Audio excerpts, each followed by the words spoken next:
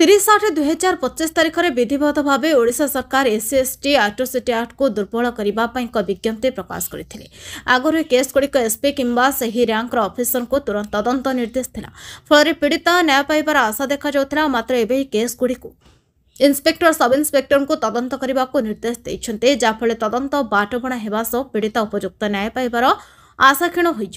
कारण वर्तमान अनेक जगह देखा कि प्रलोभन शिकार एससी/एसटी एट्रोसिटी केस गुड़िक रुजु करना। तेणु से सरकार को गृह विभाग एभली जो विज्ञप्ति जारी कर संपूर्ण संविधान विरोधी कार्य। तेणु ए प्रमाणित होछि कि सरकार मनुवादी सरकार, एससी/एसटी विरोधी सरकार। तेणु विज्ञप्ति को बातिल करने आज आंबेडकर फाउंडेशन तरफ एक प्रेसमिट हो जाइछि।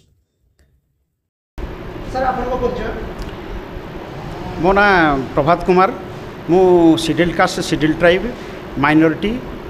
ओबीसी रो जॉइंट एक्शन कमिटी ओडिशा तरफ अनुगुल शाखार मु साधारण संपादक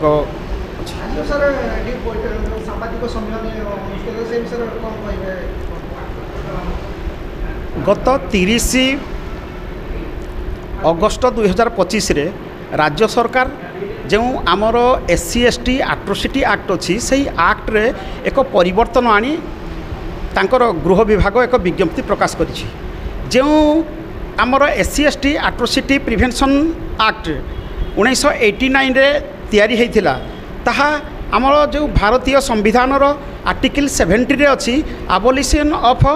अनटचेबिलिटी को जी पालन करिवो बा जो माने यही शेड्यूल कास्ट शेड्यूल ट्राइब लोक मानक प्रति जातीयान भेदभाव रखिबे एवं बाछंद व्यवस्था करिवे, सेमानकु निर्यातित करिवे जाति आधार रे एवं सेमानकर आर्थिक एवं सामाजिक जो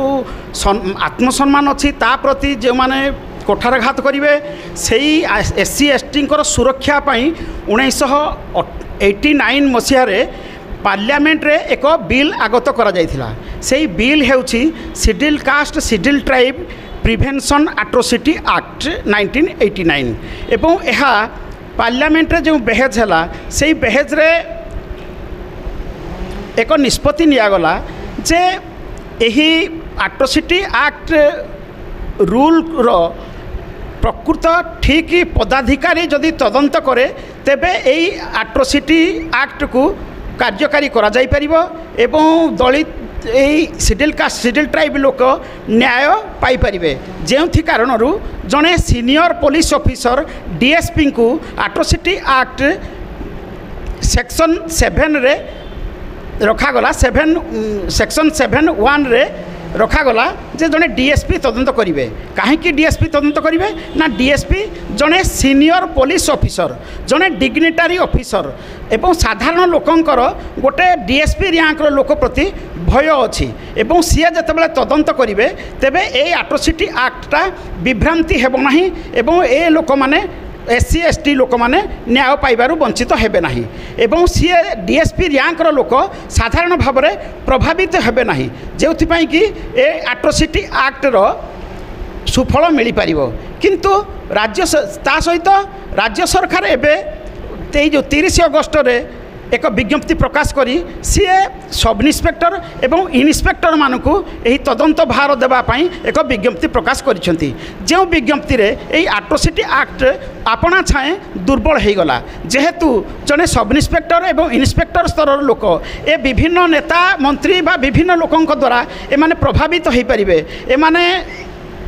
लोक मानक ठीक न्याय दे पारिबे नहीं, एमानकर अभिज्ञता कम, एमाने डीएसपी अपेक्षा आमर कम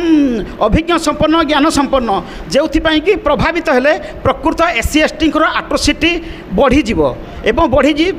उदाहरण स्वरूप एथि पूर्वरु सरकारी स्तर रे एवं थाना स्तर रे सब इन्स्पेक्टर एवं इन्स्पेक्टर माने यही एट्रोसिटी एक्ट रो केस फाइल हेले 41 रे एवं 35(3) रे सबू साधारण केस भली बेल दिया जाउथला। जदियो एट्रोसिटी एक्ट हेउची एक स्पेशल एक्ट, यही स्पेशल एक्ट रे जने डीएसपी तदंत करिवे तापर जाइकी जन को बेल मिलिबो, कोर्ट रु बेल आसीबो, किंतु सेही थाना रो ही दिया जाउथला जोथि पई कि ओडिसा रे 58% एट्रोसिटी एक्ट बढ़ी जाइछि।